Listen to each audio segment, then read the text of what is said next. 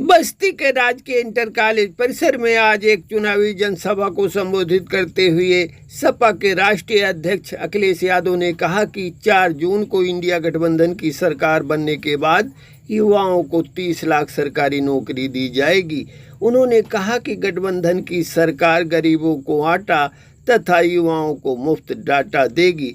श्री यादव ने भाजपा की अब की बार 400 पार के नारे पर चुटकी लेते हुए कहा कि 400 पार के बाद 143 सीट बचती है, इसलिए देश की 140 करोड़ जनता भाजपा को 140 सीट देने जा रही है। उन्होंने कहा कि जैसे जैसे चुनाव का चरण आगे बढ़ रहा है, जनता का गुस्सा भी बढ़ता जा रहा है और 7वें चरण तक जनता का गुस्सा 7वें आसमान पर होगा। श्री यादव ने भारी संख्या में उमड़े जनसैलाब से अपील करते हुए कहा कि रामप्रसाद चौधरी को भारी मतों से विजयी बनाएं। उन्होंने कहा कि सपा की सरकार आने पर बंद वाल्टरगंज शुगर मिल को फिर से चलाया जाएगा। वहीं गठबंधन के प्रत्याशी रामप्रसाद चौधरी ने उपस्थित जनसमूह से 25 मई को साइकिल चुनाव चिन्ह पर भारी मतदान करने की अपील की, जबकि जनसभा में प्रोफेसर लक्ष्मण यादव ने काफ़ी जोशीला भाषण दिया। जनसभा को रुधौली के विधायक राजेंद्र प्रसाद चौधरी, कप्तानगंज के विधायक कविन चौधरी, बस्ती सदर के विधायक महेंद्रनाथ यादव ने भी संबोधित किया। इस मौके पर कांग्रेस के वरिष्ठ नेता अमिका सिंह, पसंत चौधरी, सपा के पूर्व जिला अध्यक्ष राज कपूर यादव आदि लोग उपस्थित रहे। देखिए सागर की ये रिपोर्ट। महिलाओं को 1 लाख रुपए सालाना देने का काम करवाया गया है कांग्रेस पार्टी ने, और हम समाजवादी लोग हैं। मैं याद करना चाहता हूँ इस मंच से डॉक्टर राम मनोहर लोहिया को, डॉक्टर बाबा साहब अम्बेडकर को 1956 में दोनों मिलकर के नया भारत बनाना चाहते थे, और समाजवादियों ने लाल रंग की टोपी क्रांति का प्रतीक है, ये लाल रंग इंकलाब का प्रतीक है। और आज आपके समाजवादी लोगों, आपके ऊपर कर्जा है बाबा साहब डॉक्टर अम्बेडकर का संविधान बचाने का, आपके ऊपर कर्जा है डॉक्टर लोहिया का समाजवाद बचाने का। जैसा नारा हुआ करता था, रोटी कपड़ा शक्ति हो और दवा पढ़ाई मुक्ति हो। जो जमीन को जोड़े हुए वो जमीन का मालिक हो, राष्ट्रपति का बेटा हो या चरवासी की हो संतान, का बेटा गरीब का बेटा, सबको शिक्षा एक समान, सबको शिक्षा सबको काम, वरना होगी नींद हराम। सबको शिक्षा दे सके जो वो सरकार निकम्मी है, सबको नौकरी दे सके जो वो सरकार निकम्मी है, और जो सरकार निकम्मी है वो सरकार जो सकलियों का सरकार। तो बताओ इस बार अमीरी को खत्म करने के लिए साइकिल की बटन दबाने के लिए करेगी। इसलिए कविता लिखी है किसी ने कि कैसे कैसे मंजर सामने आने लगे हैं, आप तो फलाने भाषण देते देते रोने भी लगे हैं। कैसे कैसे मंजर सामने आने लगे हैं, आप तो गाते गाते रोने भी लगे हैं। अब तो इस तालाब का पानी बदल दो, ये कमल के फूल मुरझाने लगे हैं। आदरणीय नेताजी, हम 40 वर्षों से जब संत कबीर नगर, सिद्धार्थ नगर, ये बस्ती जनपद कहीं था, इसी धरती पर रह करके कभी किसानों के गन्ने के भुगतान को लेकर, कभी नींद चलाने के नाम पर लेके, कभी किसानों के गन्ने का दाम बढ़ाने को लेकर के, और किसी कभी अधिकारी ने या गरीब पर किसी ने जोर जाति किया तो उसके खिलाफ संघर्ष करने का काम इसी बस्ती की धरती पर हमने करने का था। जिंदाबाद जिंदाबाद,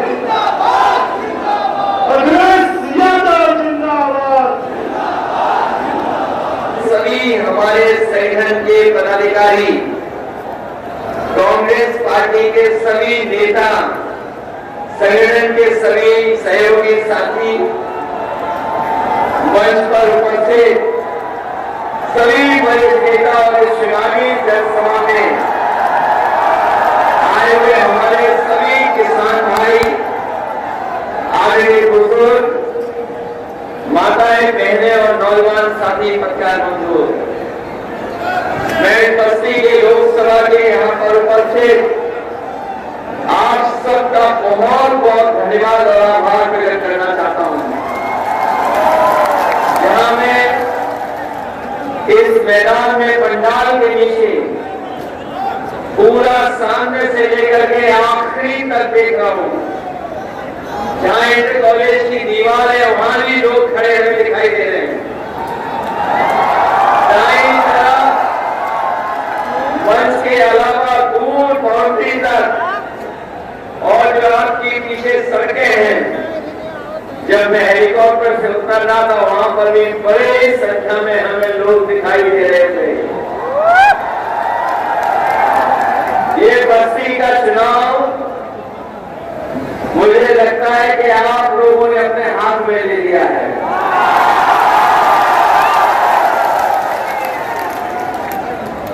और लग तो ऐसा रहा है कि यहां से राम प्रसाद चौधरी जी न केवल जीत करके जा रहे हैं,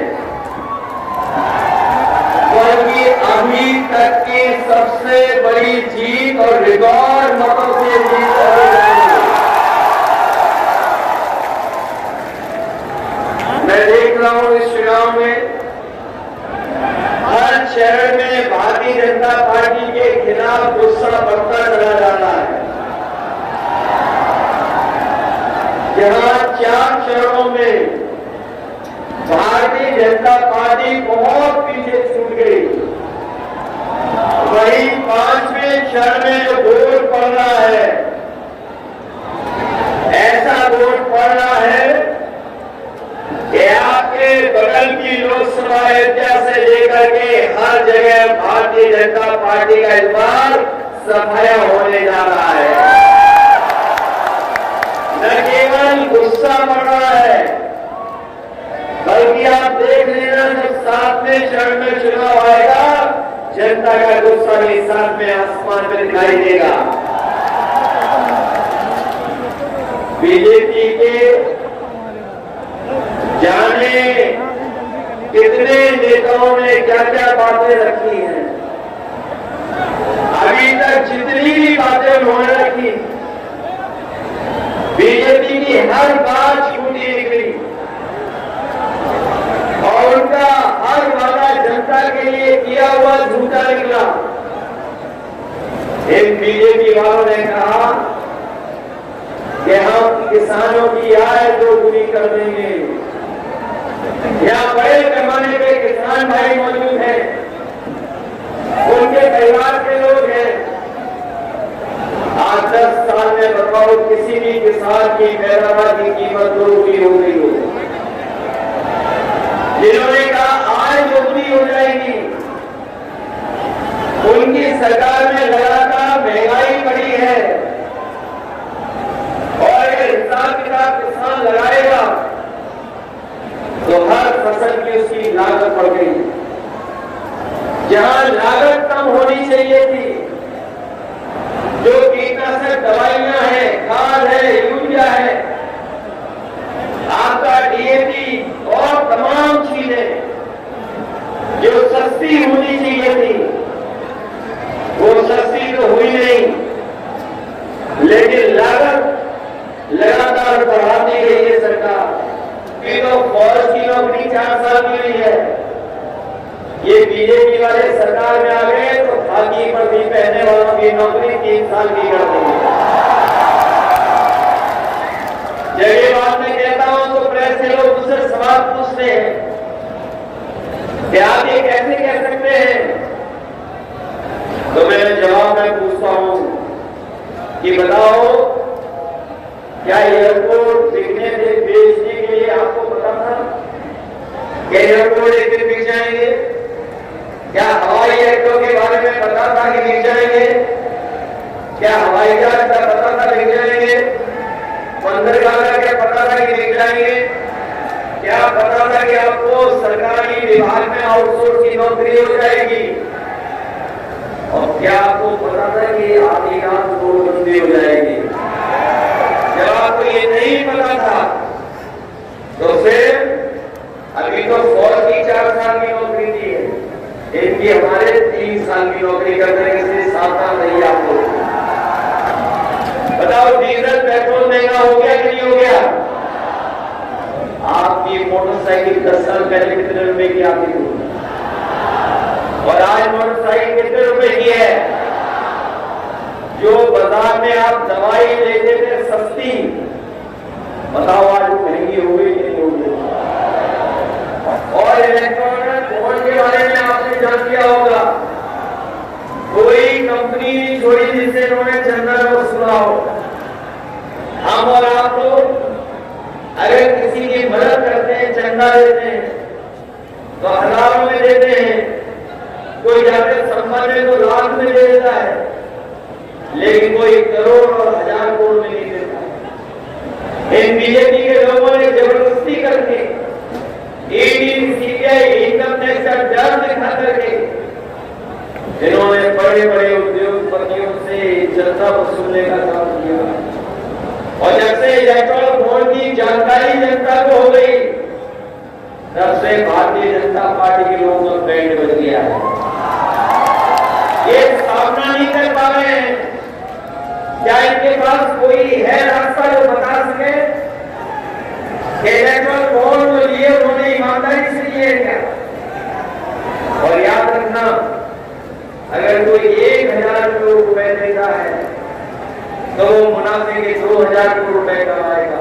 समाजवादी पार्टी ने तय किया है कि जिस तरीके से बाजार में लोग आजकल पौष्टिक पैकेट का आटा खरीदते हैं, हमारी सरकार बढ़ेगी तो गरीबों को भी पौष्टिक आटा के साथ साथ डाटा फ्री देने का काम होगा।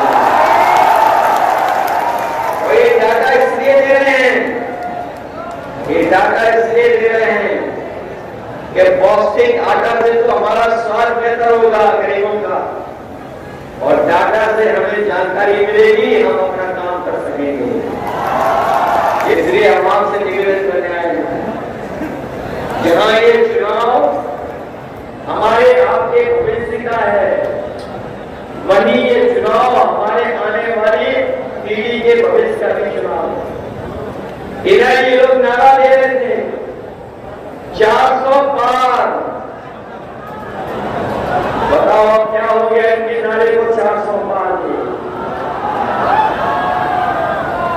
ये बात में समझ में आया कि 400 पार क्यों बोल रहे थे? हमारे साथी लोग जानते होंगे, लोकसभा में जो चुन करके आते हैं कुल मिलाकर के 543 लोग होते हैं, 543, और अगर 400 पार का नारा दे रहे थे तो बताओ 400 पार के बाद कितनी लोकसभा के सांसद बचे? 143। इस बार याद रखना, बीजेपी को 140 करोड़ देश की जनता 140 सीटों के लिए दर्शा देगी। इसलिए बोल रहे हैं कि हम 400 के पार वाली सीटें जीतेंगे। इसलिए सावधान है कि नहीं है आप? इन्होंने हमें और आपको झूठ बोल करके वोट लिया कि नहीं लिया? कि 4 जून के बाद मंत्रिमंडल तो बदलेगा ही बदलेगा, ये मीडिया मंडल भी बदल जाएगा। इसलिए वोट करोगे, आपको मदद करोगे? ये इनके अच्छे दिन तो आए नहीं, कम से कम 4 जून को इनको हरा के खुशियों के दिन तो ले आओ। बताओ लाओगे खुशियों के दिन? ये जो बीजेपी वाले हैं अभी तक तो दूसरों को परेशान कर रहे थे, ईडी, सीबीआई, इनकम टैक्स, सुनने में आ रहा है ये अपने लोगों को भी परेशान कर रहे हैं, दूसरे अंग्रेजी ईडी, सीबीआई, इनकम टैक्स के लिए। अब सुनने में आ रहा है और बीजेपी वालों के पंडाल आप पता कर लो खाली हैं, उनके पंडालों में नहीं है जनता, उनके पंडालों में बैठ रहे हैं विभाग के अधिकारी, कर्मचारी, कपड़े बदल करके बैठ रहे हैं। जनता सुनने नहीं आ रही उनकी। इसलिए मदद करना है चुनाव में और बड़े भरोसे के साथ हम लोगों ने गठबंधन किया है और ये ऐसा गठबंधन है जो परिवर्तन लाने का काम कर रहा है। अभी जो समर्थन दिखाई दे रहा है शायद ऐसा समर्थन पहले कभी देखने को नहीं मिला, जहां जनता स्वयं आगे चल रही है और जिताने के लिए तैयार है। इसलिए जब रिजल्ट आए बस्ती का तो बताओ ऐतिहासिक रिजल्ट दोगे कि आप लोग नहीं दोगे? और याद रखना हम सब लोग मिलकर के जो इंडिया गठबंधन के लोग हैं सरकार बनाना तो चाहते हैं, सरकार तो बनेगी बनेगी। सबसे प्राथमिकता पे अगर होगे तो हमारे किसान जिनका कर्ज माफ करना है और नौजवान जिन्हें नौकरी और रोजगार दिला करके इससे मदद करना, यही निवेदन यही अपील में कर रहा हूँ। ये नेता आपके बहुत पुराने नेता है कि नहीं आपके, और आपके प्रिय नेता है कि नहीं है? तो अपने बूथ की रक्षा करोगे स्वयं नहीं, आप बूथ पे रक्षा करेंगे, आप वोट डालेंगे तभी जाकर के आपका संविधान बचेगा, तभी आपका हमारा सम्मान बनेगा। इन्हीं शब्दों के साथ मैं आप सबका इन्हीं शब्दों के साथ आपका धन्यवाद भी देता हूँ। वही मैं उम्मीद करता हूँ कि आप लोग हमारा सहयोग और मदद करोगे।